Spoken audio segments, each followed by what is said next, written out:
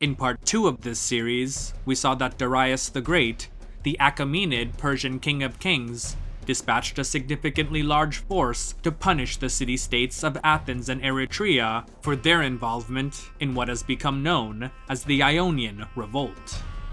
The first attempt, led by his nephew Mardonius, ended in failure, but the second, under the command of Datis and Artabanus, proved far more successful, resulting in the capture of several Aegean islands and the city of Eretria.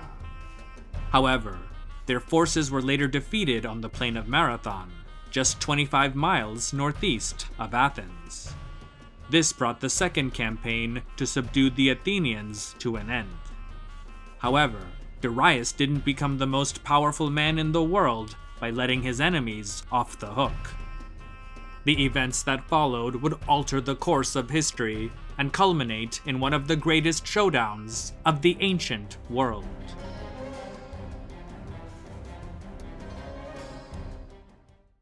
When the report of the Battle of Marathon had reached Darius, son of Hystaspes, who had already been thoroughly exasperated by the Athenians' attack on Sardis, he now reacted with a much more intense fury and became even more determined to make war on Hellas than he had been before.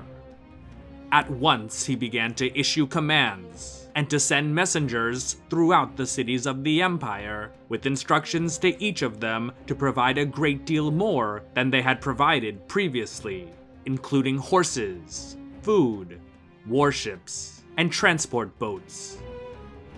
The announcement of these orders threw Asia into commotion for 3 years, as the best men were enlisted to serve in the army and to make preparations for war against Hellas.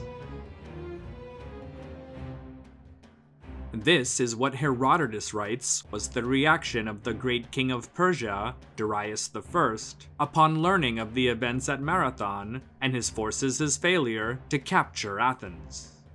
Of course, Herodotus wasn't present to witness Darius' reaction, and it's unclear as to whom he may have spoken to with first-hand knowledge of the king's great anger toward the Athenians. However, there is some truth to Herodotus' words. Darius almost certainly did have ambitions to expand the empire further into Europe, but at the time, this was probably not his primary focus.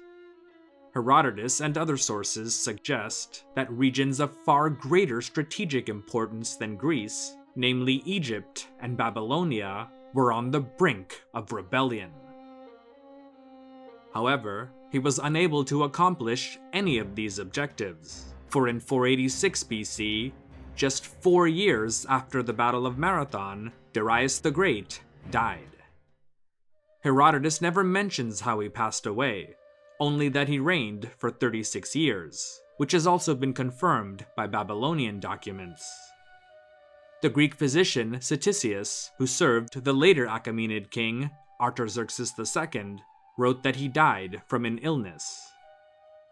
In the ancient world, the long reign of a ruler typically signified stability and prosperity. However, their death often plunged the realm into uncertainty and political upheaval. This provided opportunities for rivals and dissidents to challenge the existing regime and its new, untested ruler.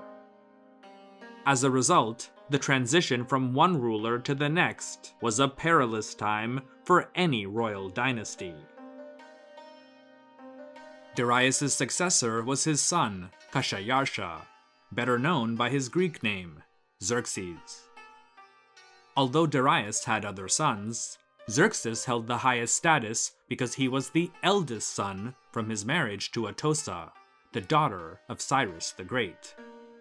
The marriage to Atossa took place after Darius became king. Shortly before Darius' death, a revolt erupted in Egypt. Since Darius died before he could deal with it, the task of smashing the rebellion fell upon Xerxes. The details of the revolt aren't given, but Herodotus tells us that Xerxes did the following. He led the expedition against those who had revolted, and once he had subjugated them, he imposed a more oppressive slavery upon Egypt than had been enforced during the reign of Darius. Then he handed the rule of the country over to his brother, Achaemenes, who was also a son of Darius. 2 years later, in 484 BC, a major revolt rocked Babylonia, but within a year, it too was brutally crushed. In both cases, the Egyptian and Babylonian rebels appeared to be testing the young king's strength to see if he was as formidable a leader as his illustrious father.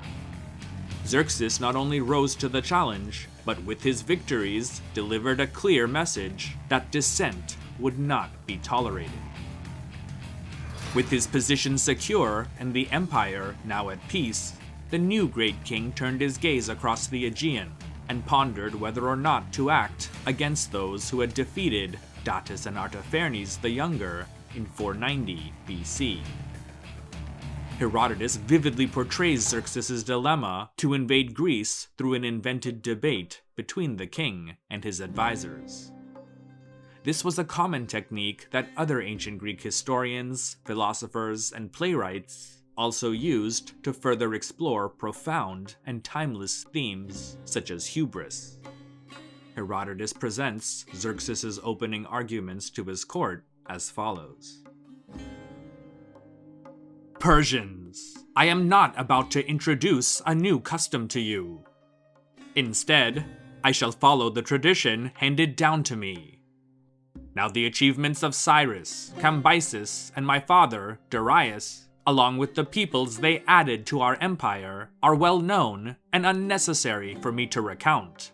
But after I assumed the throne, I pondered how I could avoid proving inferior to my predecessors in this honorable position, and how I could increase the power of Persia no less than they had. As I pondered this, I was struck by the realization that we could gain glory, take possession of lands fully as extensive, productive, and fertile as those which we have now, and at the same time obtain vengeance and retribution. That is why I have assembled you here, to communicate my thoughts. I intend to bridge the Hellespont and lead my army through Europe to Hellas, so that we can punish the Athenians for all that they did to the Persians and to my father. Now you saw how even Darius had his mind set on marching against these men, but that he died and did not have the opportunity to exact vengeance upon them. I, however, on his behalf and that of the rest of the Persians, shall not give up until I conquer Athens and set it on fire, since it is they who began the offenses against me and my father. First of all, it is they who went to Sardis in the company of our servant Aristagoras of Miletus and set fire to the groves and sanctuaries there. Next, I suppose you know what they did to us when our troops under the command of Datis and Artabanus disembarked onto their land. That is why I am preparing to march against them, and I find as I work out the details of this project that there will be many good things in store for us if we subdue them and their neighbors who inhabit the land. After his grand speech, Xerxes asked all of those in attendance for their opinion of his plan. The first to speak was his cousin, Mardonius, who, as you may recall, had previously led the first failed campaign to subdue Athens in 492 BC, which had also resulted in the loss of many ships and men. Herodotus writes that he'd been angling for war with Athens from the very moment that Xerxes became king. He tells us, "Now at first, Xerxes had no desire at all to march on Hellas, but he did muster an army against Egypt. Mardonius, son of Gobryas, however, who was present at court, and who as the son of Darius' sister was first cousin to Xerxes and had more influence with the king than all other Persians, persistently made speeches to Xerxes like this: 'My lord, It is unreasonable that the Athenians have inflicted great evils upon the Persians, but have paid no penalty for it. Since you have enough on your hands right now, by all means, do subdue and punish Egypt for its outrageous offense. But then you must march against Athens in order to gain a good reputation among men, and to ensure that others will beware of making war on your land afterward. Given his great desire to go to war against Greece, which Herodotus later reveals was because he had hopes of becoming that region's satrap, it's no surprise that Mardonius agreed overall with Xerxes' plan. To further convince the war council to act, Mardonius also offered interesting insights from his personal experience as to how easy it would be to defeat the Hellenes, whose style of warfare he considered to have been both inferior and, for lack of a better word, idiotic. He's reported to have said, "What have we to fear? The number of men they could assemble? The amount of money they could collect?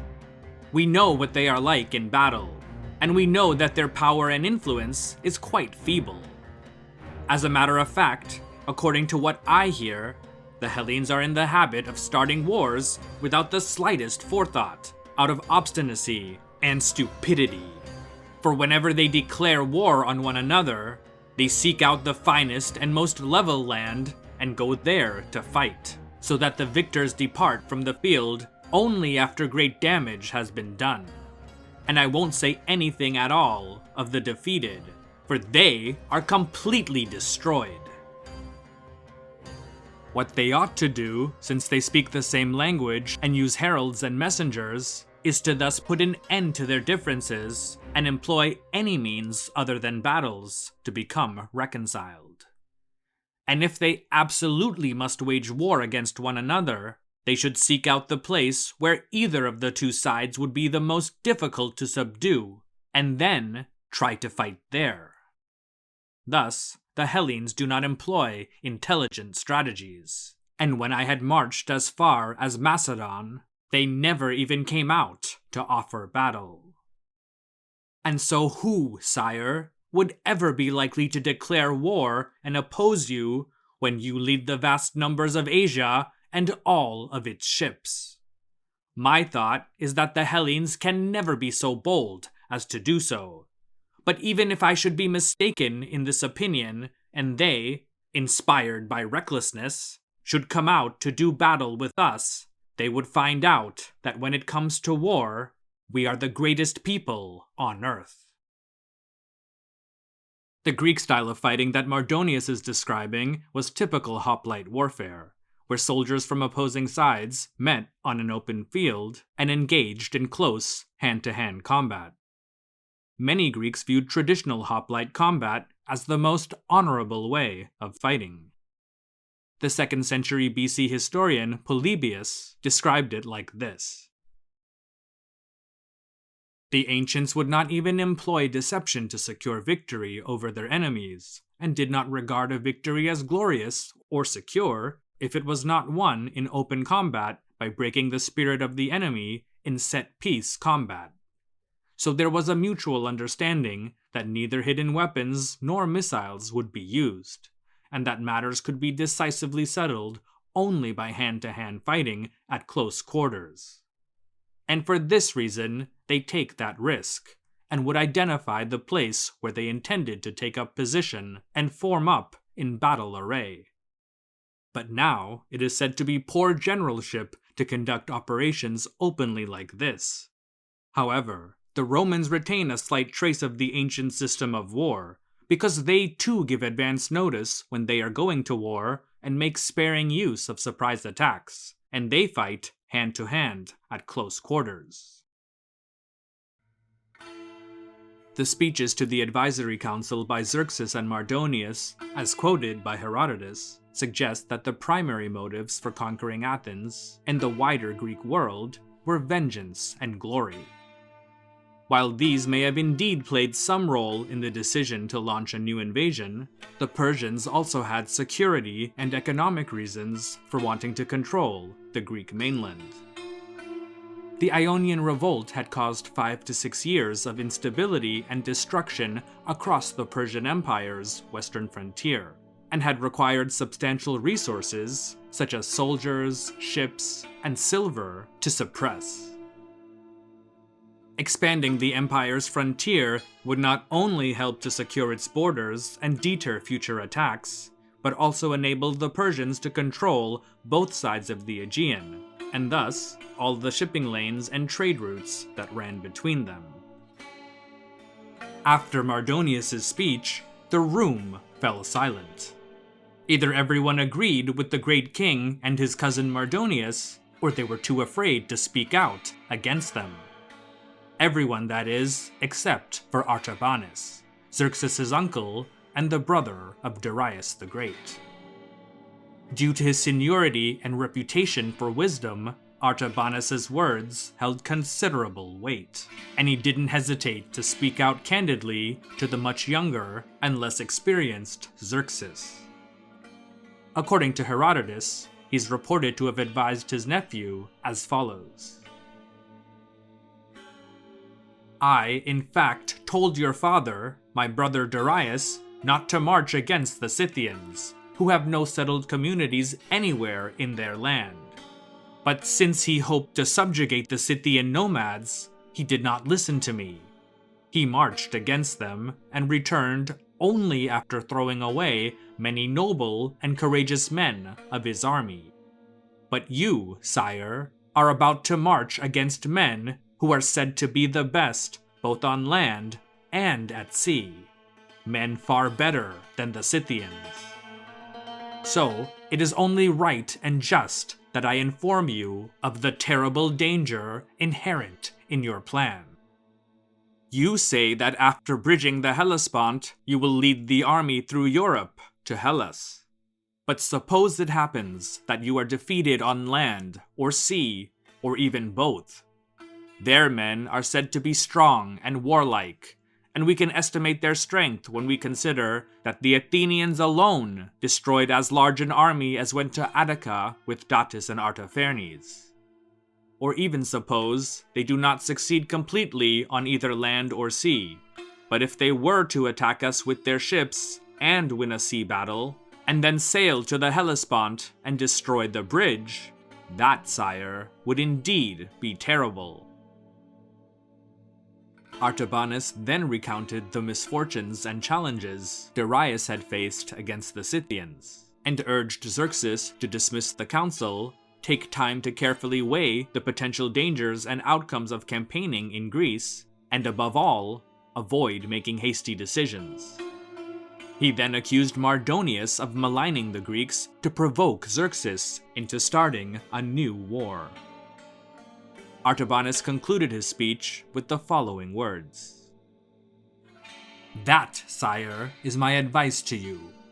But as for you, Mardonius, son of Gobryas, stop talking nonsense about the Hellenes, for they do not deserve to be maligned.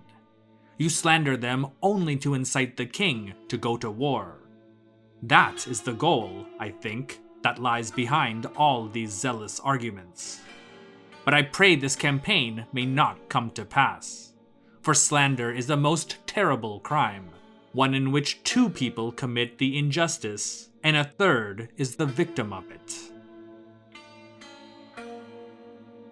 Much of what we know about this supposed war council comes from Herodotus and a handful of other Greek and Roman historians, who obviously weren't present to record who attended such meetings or what exactly was said.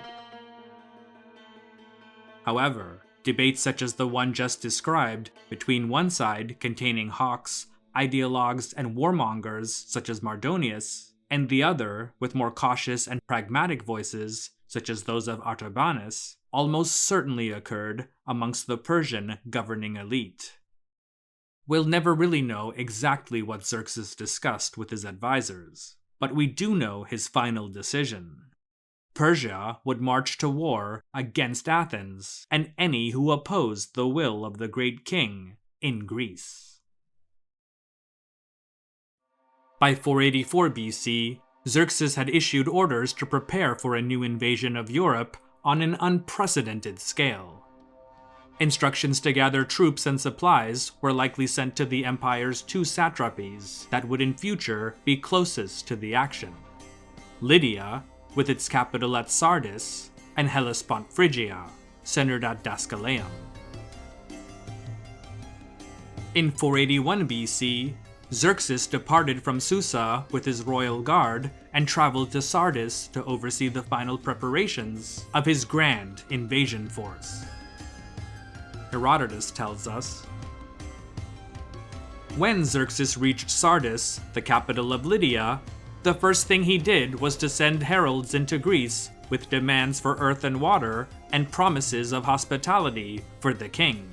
But he sent no such demand to Athens or Sparta. He had these demands for earth and water sent out a second time because he was confident that those who had not given earth and water to Darius the first time would now agree to it out of fear. He sent his heralds to verify that this was indeed the case. While the Achaemenid kings had forged a vast empire, uniting seemingly countless diverse nations under one banner, the Greeks of mainland Europe remained a fractured mosaic of rival city-states, each too feeble to withstand the great king's armies alone. Their collective survival depended upon setting aside their differences and standing together against their common foe. Herodotus provides valuable insight into how this fragile unity might have been achieved. All the Hellenes who cared about the good of Hellas gathered together for talks and to exchange pledges of trust. Their first resolution was to put aside all current disputes or armed conflict between any of them. There were several going on at this time, but the most significant was the war between Athens and Aegina. Then, having found out that Xerxes was at Sardis with his army, they agreed to send spies into Asia to observe what the great king was doing. They also decided to send delegations to Argos to seek an alliance with them against the Persians, to Gelon in Sicily, to Corcyra, and to Crete, calling on them all to come and support Hellas. Their thinking was that with all of Hellas under this terrible threat, the Hellenes should unite and act in concert to deal with it. The Hellenes made these decisions and settled all their disputes. They then sent 3 men into Asia to spy. These men reached Sardis and closely observed the great king's army, but they were caught, and after being questioned under torture, were taken off for execution. They were sentenced to death, but when Xerxes heard of it, he rebuked the generals for making this decision and sent some of his personal bodyguard with orders to bring the spies before him, if they still lived. They were still alive and were brought into the great king's presence, and Xerxes found out the purpose of their mission for himself. He then ordered his guards to take them round and show them the whole army, infantry and cavalry, and when the spies had gazed their fill, to send them off unharmed wherever they wanted to go. The great king's explanation for this was that if the spies had been put to death, which would have been an insignificant loss to the enemy, the Hellenes would not have so quickly learned of the measureless might of his power. So, they should be allowed to make their way home to Greece. Then, the Hellenes would hear of his might and surrender the freedom which was so special to them before the expedition was launched, and there would be no need even to lead an army against them. Whether or not the story about the spies is true can't be confirmed, but it does call to attention a tactic that the Persians would have used against their enemies: psychological warfare and propaganda. Xerxes wanted the mainland Greeks to be fully aware of the overwhelming force they faced, in the hope that at least some of them would be too intimidated to resist, and thus lay down their arms and offer him earth and water. Such a strategy ended up proving to be highly effective on many in the Greek-speaking world. Those city-states and kingdoms that didn't outright join or medize were likely waiting to see how the conflict would turn out before declaring their allegiance to any party. One such state was Argos. The Argives, who were sworn enemies of Sparta, opted to remain neutral, for they had suffered heavy losses at the Battle of Sapea in 494 BC and didn't trust the Spartans enough for any military joint ventures against the Persians. If anything, a Spartan defeat would likely strengthen Argos' position in a post-war Peloponnese. In histories, Herodotus states that it took 4 years to assemble the greatest army that the world up until then had ever seen. He wrote,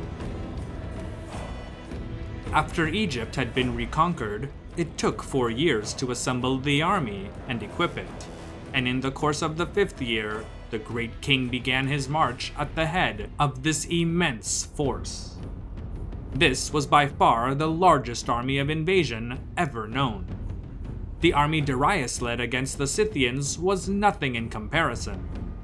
Xerxes' army was also far greater than the one that, so it is told, the sons of Atreus led against Troy, and greater than the army of Mysians and Teucrians that crossed the Bosporus into Europe before the Trojan War was fought, conquering all of Thrace and reaching as far south on the shore of the Aegean as the river Peneus. All these armies together, even with others added on, would not have matched Xerxes' expeditionary force. What nation of Asia did Xerxes not lead against Hellas? Only the largest rivers could supply water for his men without running dry.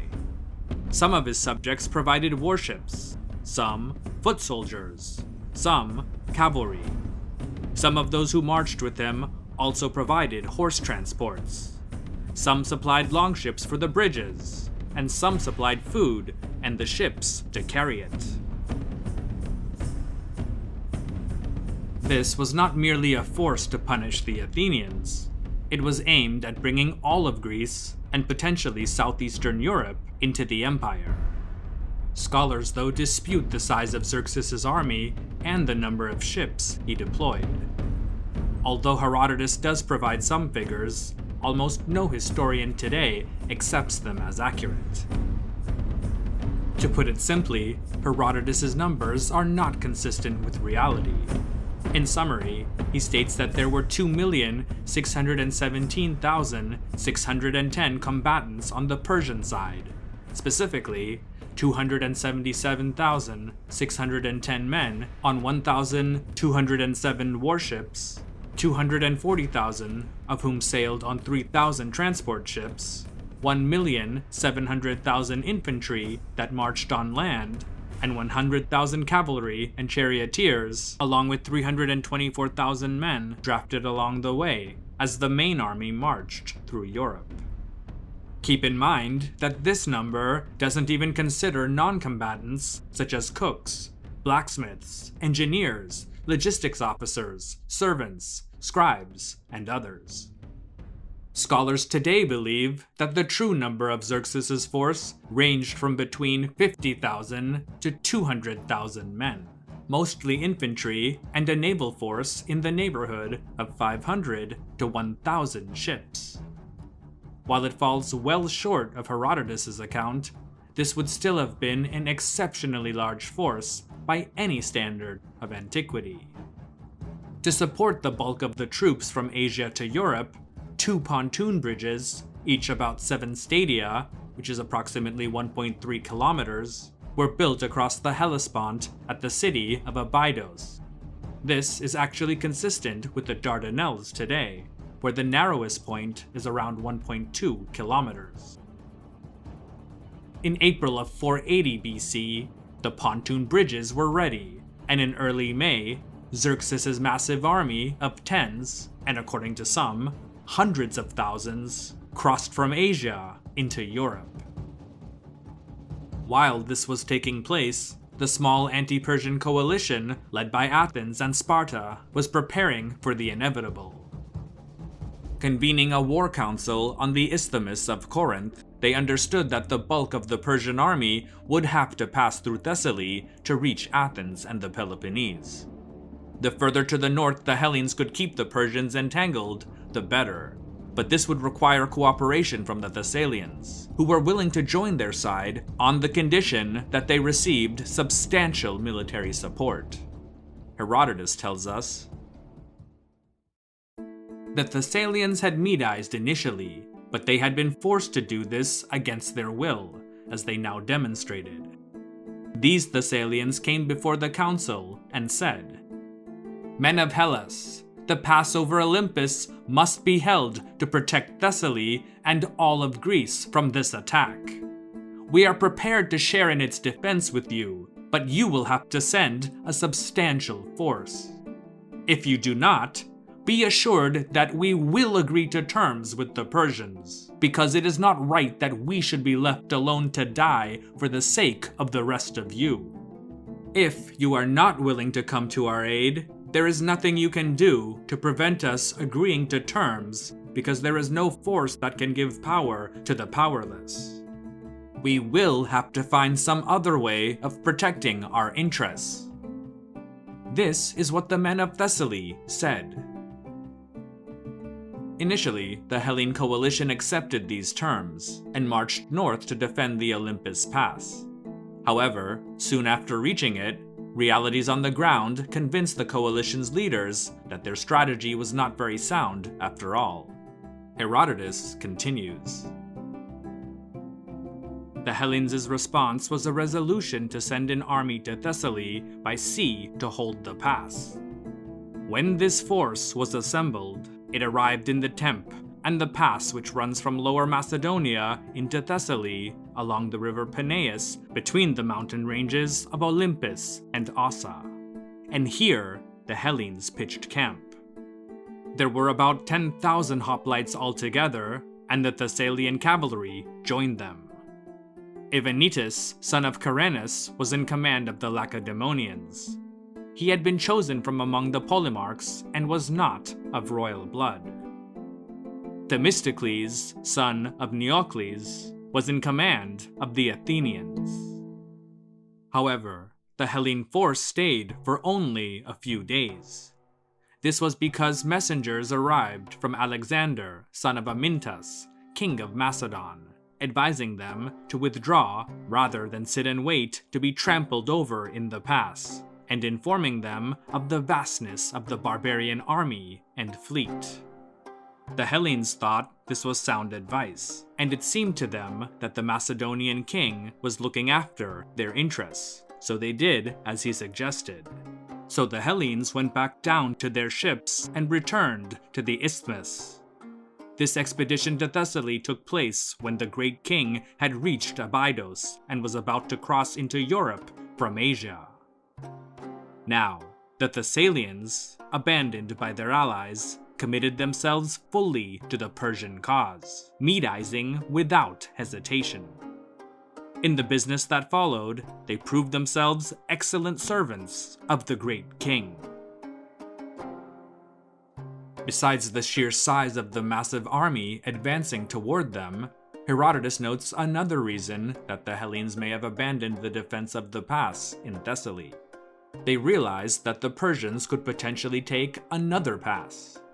Several passes allow access through Thessaly, so fortifying just one choke point might not have made a difference, especially with the Persians still about 800 kilometers away at Abydos on the Hellespont. If the Hellenes had attempted to defend any position in Thessaly with the 10,000 hoplites Herodotus mentions, Persian spies and collaborators would eventually have revealed their location. By that point, Xerxes could either confront the force with his overwhelming numbers, or circumvent it by taking an alternative route. Regardless of its actual size, the sheer spectacle of the great king's army, men from over 40 nations marching in formation, must have left the locals from Thrace to Macedon in awe. Nothing like it had ever been seen on the European continent before. In one of his tales, Herodotus recounts how a local, upon witnessing the vast army crossing the Hellespont, exclaimed, "O Zeus, why have you taken the likeness of a Persian mortal and changed your name to Xerxes? You wish to take the whole of mankind with you to uproot Hellas, but could you not do that on your own?" Further to the south, the Athenians and Spartans were still scrambling to find more allies. Shortly after Xerxes and his army crossed the Hellespont, a Spartan delegation arrived at Syracuse on the island of Sicily to meet with its tyrant, Gelon. As usual, and with his flair for drama, Herodotus conveys to us the contents of their conversation. Now, when the messengers of the Hellenes arrived at Syracuse, they spoke to him, Gelon, as follows. "The Lacedaemonians and their allies have sent us to recruit you to our side against the barbarian. For surely you have heard of his invasion of Hellas, how the Persian has bridged the Hellespont and is bringing the whole army of the East out of Asia to lead a campaign against Hellas. His pretext is that he is marching against Athens, but he actually plans to subject all of Hellas to himself. You yourself have attained great power, and your share of Hellas is hardly insignificant, since you rule over Sicily. So help us to defend the freedom of Hellas, and join us in keeping it free. With all the men of Hellas joined together, a great force will be assembled, and with it we can match the invaders in battle. If, however, some of us turn traitor, and others refuse to help defend Hellas, the health of Hellas will be much diminished, and therein lies the danger that all of Hellas will fall. For you should not expect that if the Persian defeats us in battle and subjects us to his rule, that he will not then march against you. No, you should try to prevent this from happening in advance. Therefore, we say that by coming to our aid, you will actually be defending yourself. For sensible planning generally produces a good result." Despite the great speech, Gelon remained unmoved. He knew that the delegation had come to him only because the mainland Greeks were now facing overwhelming odds and were desperate for any help they could get. He also reminded them that during Sicily's time of need, the Athenians and the Spartans had been noticeably absent. According to Herodotus, he answered the delegation with the following words. "Men of Hellas, you have been so bold as to come here and present your self-seeking request, summoning me to become your ally against the barbarian. A while ago, however, when I was waging war with the Carthaginians, I asked you then to join me in attacking a barbarian army. I urged you to exact vengeance from the Egestateans for the murder of Darius, son of Anaxandridas, and I offered to join you in defending the freedom of the trading posts which have provided you with great profits and benefits. But then you refused to come for my sake to help against the Carthaginians, or to participate in avenging the murder of Darius. So it would seem that for all it matters to you, everything here already belongs to barbarians." Gelon then made the delegation the following offer. He would provide men, ships, and even food for the war, but only on the condition that he commanded the forces against the Persians. He told the delegation the following. "But now that it is your turn and war has come to you, you recall Gelon and have come to court him. Though I have received dishonorable treatment from you, I shall not behave the same way. Instead, I am ready and willing to come to your aid by supplying you with 200 triremes, 20,000 hoplites, 2,000 cavalry, 2,000 archers, 2,000 slingers, and 2,000 lightly armed troops to serve among the cavalry. I also promise to provide food for the entire army of the Hellenes until we bring the war to its end. But I promise to do all this only on the condition that I shall be the commander and leader of the Hellenes against the barbarian. Under any other conditions, I would neither go myself nor send others. Unlike the figures Herodotus provides for the Persian army and fleet, his estimates for Gelon's potential contribution to Hellene forces seem more reasonable and credible. As the ruler of Syracuse, Gelon controlled several cities in Sicily and could likely leverage his connections with the Greek cities of southern Italy to recruit additional men and ships. If true, then his contribution might have been enough to tip the balance and ensure victory against the Persians on both land and sea. However, the price that Gelon demanded was too high.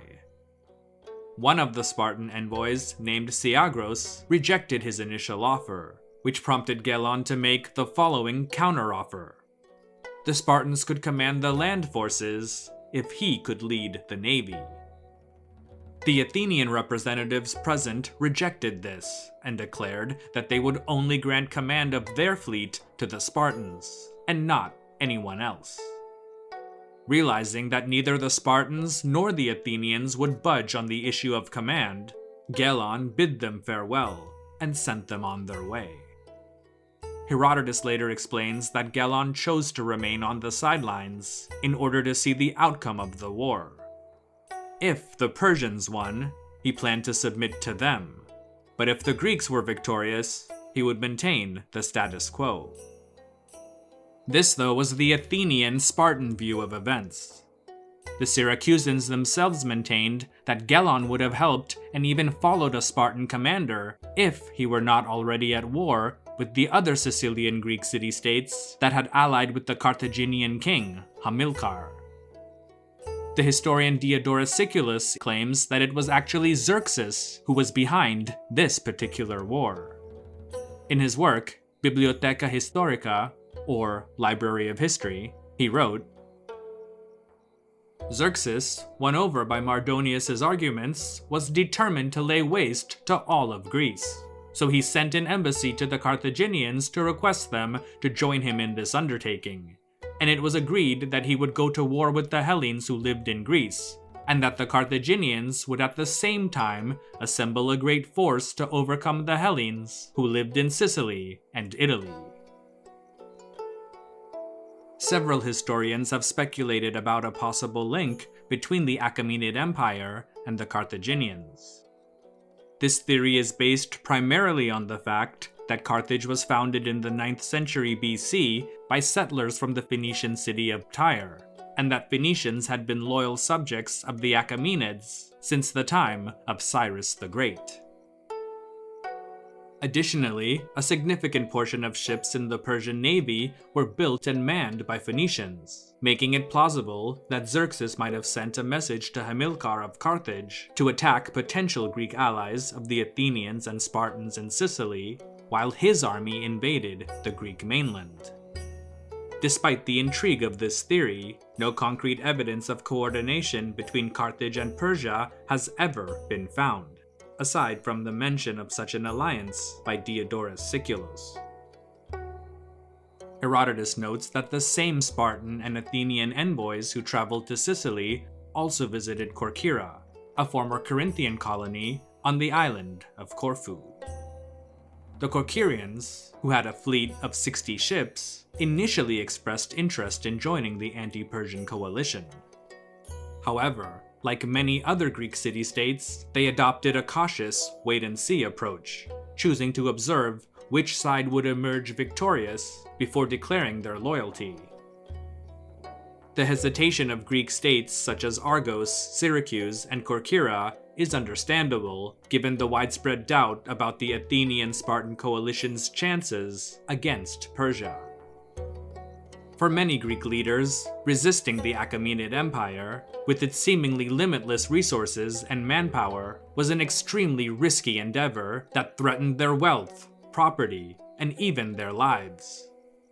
However, submitting to Xerxes and integrating into the Persian Empire offered many tangible benefits. Many Greek rulers and elites, such as the Macedonian kings and the leaders of several Boeotian states, not only retained their local positions of power, but also preserved their property and much of their wealth by pledging allegiance to the great king. In addition, the rulers of most Greek city-states, no matter the size, were also stubbornly independent, and didn't want to be led by those from another polis.